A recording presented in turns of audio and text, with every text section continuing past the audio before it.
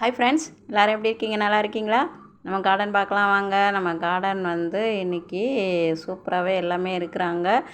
எல்லோரும் மெதுவாக டீ எல்லாம் குடிச்சிட்டு மெதுவாக பாருங்கள். காலையிலே நம்ம வீடியோ வந்துடும்.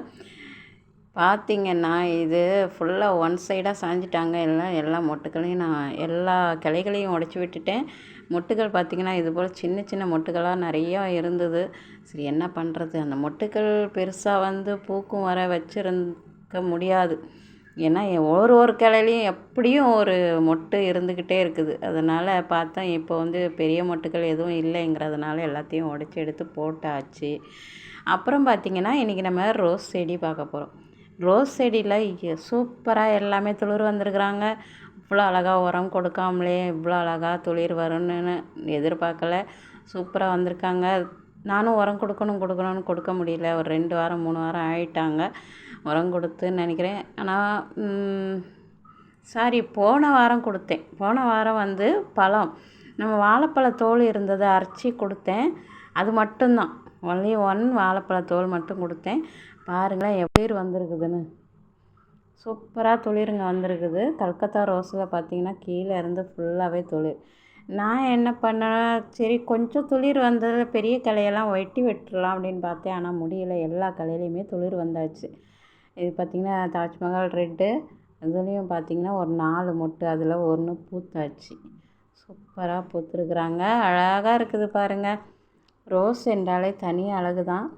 அப்புறம் பார்த்திங்கன்னா பன்னீர் ரோஸில் எல்லா மொட்டுக்களும் பூத்தாச்சு. பூத்து முடித்து துளிர் வராங்க. இப்போ தான் எட்டி பார்க்குறாங்க லைட்டாக. அதுவும் ஃபுல்லாக துளிர் நம்மளுக்கு மொட்டு வைக்கும். அப்புறம் இது தாங்க சொல்லணும். நானும் ஒவ்வொரு வீடியோவிலும் உங்களுக்கு சொல்கிறேன். யாராவது தெரிஞ்சால் சொல்லுங்கள், இது பூக்க வைக்கிறதுக்கு ஏதாவது உரம் கொடுக்க முடியுமான்னு.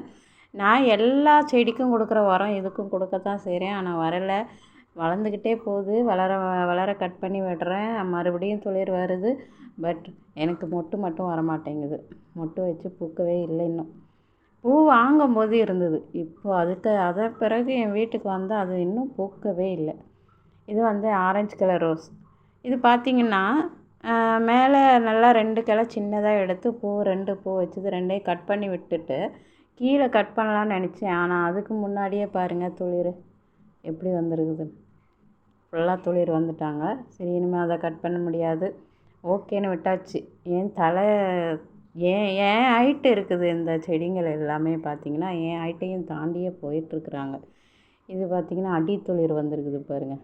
இது மாதிரி தான் இது கொஞ்ச நாளைக்கு முன்னாடி இந்த 2 கிளை வந்தது. இந்த 2 கிளையிலையும் பார்த்திங்கன்னா மொட்டுக்கள் ஒரு கிளையிலையும் 10 12 மொட்டு வரைக்கும் வச்சு கொத்தாக பொத்துச்சு. எல்லாமே நான் வீடியோ போட்டுக்கிறேன். நம்ம வீடியோலாம் போய் பாருங்கள் மறக்காமல். பார்த்து உங்களுக்கு பிடிச்சிருந்தா ஒரு லைக் போடுங்க, உங்கள் ஃப்ரெண்ட்ஸ்க்கு ஷேர் பண்ணுங்கள். இது கல்கத்தா ரோஸ் தான். பார்த்திங்கன்னா அவ்வளோ ஃபுல்லாக துளிர். இந்த ரோஸில் பார்த்திங்கன்னா நிறையவே இந்த தடவை துளிர் வந்திருக்குது. எல்லா கலையிலையுமே துளிர் வந்திருக்குது. கல்கத்தா ரோஸ் இது என்னை விட ஹைட்டாக போயிட்டுங்க.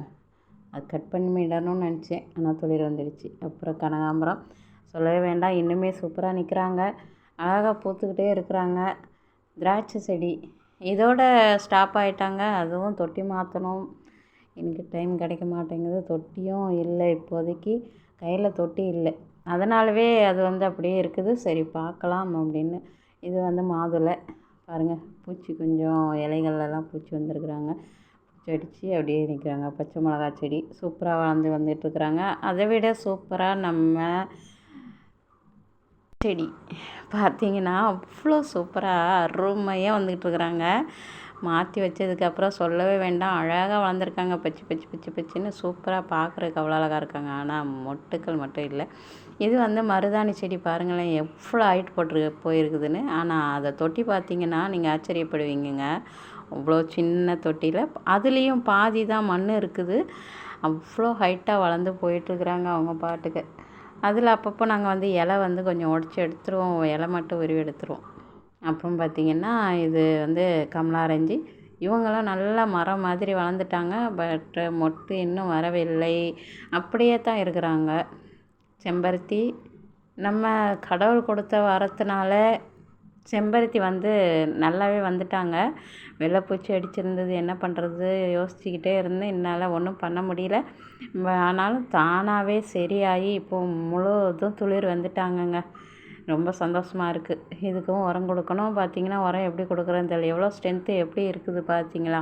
இதில் பார்த்திங்கன்னா மண்ணும் ஃபுல்லாக மேலே வரைக்குமே எனக்கு வந்து வேறு தாங்க. இதில் வந்து நான் மண் குழி பறித்து எனக்கு வந்து உரம் வைக்கவே முடியாது. இதுக்கு லிக்விடாக மட்டும்தான் நான் வந்து உரம் கொடுக்கணும்.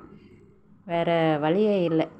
அப்புறம் பார்த்திங்கன்னா நம்ம ரெட் கலர் இட்லி பூ சொல்லவே வேண்டாம். ரெட் கலர் இட்லி பூ பயங்கரமாக பூத்திருந்தது. நீங்கள் பார்த்துருப்பீங்க எல்லா வீடியோவிலையும். இப்போ வந்து அந்த பூவெல்லாம் கொட்டியாச்சு. இருந்தாலும் ஒரு பக்கம் பூ கொட்டினாலும் ஒரு பக்கம் மொட்டுக்கள் நிறையா வந்திருக்க தான் செய்யுது.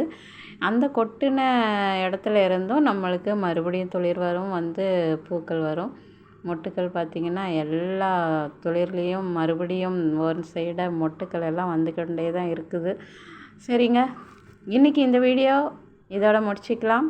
உங்களுக்கு பிடிச்சிருந்தா ஒரு நம்ம சேனலுக்கு புதுசாக இருந்தால் ஒரு சப்ஸ்கிரைப் பண்ணிட்டு லைக் பண்ணுங்கள், ஷேர் பண்ணுங்கள். உங்களுக்கு பிடிச்சிருந்தா ஒரு ஷேர் பண்ணிவிடுங்க, லைக் போட்டுருங்க.